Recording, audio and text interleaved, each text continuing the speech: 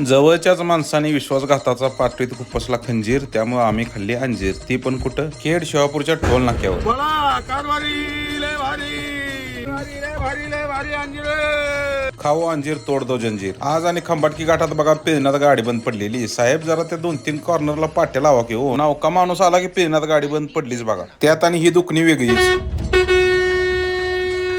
RTO साहेब नवीन licence देताना का नाही रस्त्यांच्या नियमांचं पुस्तक पण द्यायला चालू. यांचा तर रुबाब वेगळा. तिसऱ्या पट्ट्यातून डायरेक्ट पहिल्या पट्ट्यात. कुणाला काय बोलून पण चालत नाही. फायनली आलो कोल्हापुरात, ड्रॉपिंग केलं ना आता म्हणलं वर्कशॉपला जायचं आहे. गाडी हॉल्ट होती हो. मग विजयला म्हणलं शाहू टोल नाक्यावर मस्तपैकी भजी घे, वर्कशॉपला जाऊन जेवण ताव मारू. एक दिवस त्याच्या घरातनं डबा असतो, दुसऱ्या दिवशी माझ्या घरातनं. आज बघा भाजी भाकरी आणि मस्तपैकी भजाव ताव मारला. आलो घराकडे, तासभर निवांत जाऊन बसलो देवीच्या आश्रयाला. घरी येऊन जेवण वगैरे केलं आणि बसलो मातोश्रींच्या सोबत बोलत. बरं अनेक सांगायचं झालं, ज्यांची कंबार पाठ मणका दुखतोय की नाही त्यांनी बघा सप्पई भुईला घोंगडं टाकायचं आणि त्याच्यावर निवांत ताणून द्यायची. 15-20 दिवसात बघा खट्ट मध्ये फरक जाणवतोय.